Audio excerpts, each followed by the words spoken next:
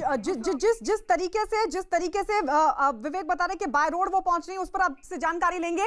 लेकिन इस सबके बीच बता दें कि ड्रग्स मामले में न्यूज़ 18 की सबसे बड़ी पड़ताल में ये पता चला कि एनसीबी श्रुति मोदी से सुशांत के घर आने वाले पैकेट्स के बारे में पूछताछ करे। श्रुति मोदी सुशांत सिंह राजपूत की बिजनेस मैनेजर थी और ये कहा जा रहा है कि श्रुति को सुशांत के घर और फार्म हाउस पर होने वाली जो पार्टियां उसके बारे में पूरी जानकारी रहती थी।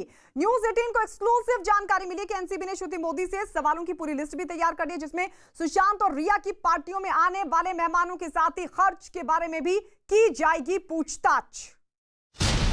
ड्रग्स मामले की सबसे बड़ी पड़ताल, सुशांत की मैनेजर श्रुति से एनसीबी के सवाल, रिया की ड्रग्स मंडली के खुलेंगे राज, श्रुति मोदी सुनाएगी पैकेट की कहानी।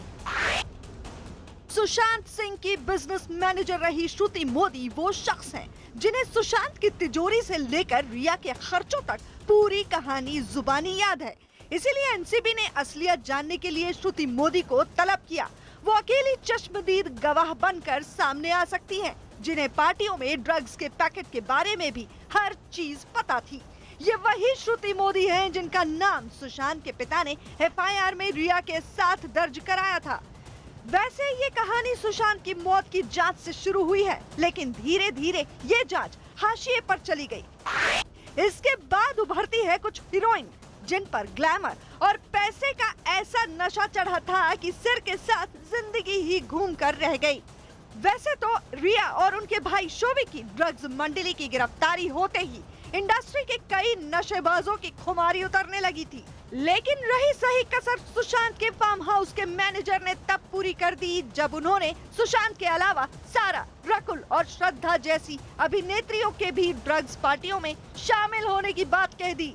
और इन सब की सबसे बड़ी गवाह रही श्रुति मोदी, जिनका नाम जया साहा और रिया की ड्रग्स वाली चैट में निकलकर सामने आया था। 25 नवंबर 2019 को हुई चैट में जया ने लिखा, मैंने उसे कहा है श्रुति से संपर्क करने के लिए। इस पर रिया ने जवाब दिया, थैंक यू सो मच।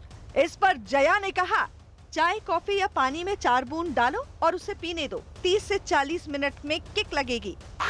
अब एनसीबी जानना चाहती है कि वो शख्स कौन है जिसे 4 बूंद देने की बात हो रही थी। क्या इस चैट में सुशांत को 4 बूंद देने की बात हो रही थी? क्योंकि सुशांत के पिता रिया पर सुशांत को जहर देने का आरोप लगा चुके हैं।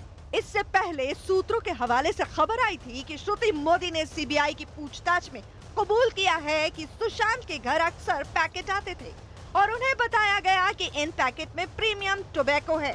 बाद में फरवरी 2020 में श्रुति ने सुशांत के लिए काम करना बंद कर दिया। श्रुति मोदी ने सीबीआई को दिए अपने बयान में कहा था कि सुशांत की लाइफस्टाइल में ड्रग्स एक अहम हिस्सा है। यही नहीं, सुशांत के कई फैसले में रिया चक्रवर्ती का सीधा हाथ होता था। यही नहीं, श्रुति मोदी ने सीबीआई की पूछताछ में ये तक कहा था कि सुशांत के लिए जो पार्सल आते थे उन पार्सल को वो केवल सुशांत तक पहुंचाने का काम करती थी। यही वजह है कि तमाम एजेंसियां सुशांत के घर आने वाले हर पार्सल और दवाइयों की तफ्तीश कर रही है कि उनमें किस किस तरह के ड्रग्स शामिल थे। वैसे तो रिया और उनके भाई शोभी की ड्रग्स मंडली की गिरफ्तारी होते ही इंडस्ट्री के कई नशेबाजों की खुमारी उतरने लगी थी, लेकिन पार्टियों के बहाने फिल्म इंडस्ट्री में कुछ लोग नशे में किस कदर डूबे रहते हैं, ये कभी कोई लुका छिपी की बात नहीं रही। और अब एनसीबी की जांच में एक एक करके कई लोग बेपर्दा होने शुरू हो गए हैं। इससे पहले श्रुति मोदी के वकील भी इसी तरह के आरोप लगा चुके हैं कि सुशांत के घर से लेकर पावना वाले फार्म हाउस तक ड्रग्स पार्टी होती थी, जिनमें कई करीबी लोग शामिल होते थे और अब एनसीबी उनके नकाब उतारने में जुटी है।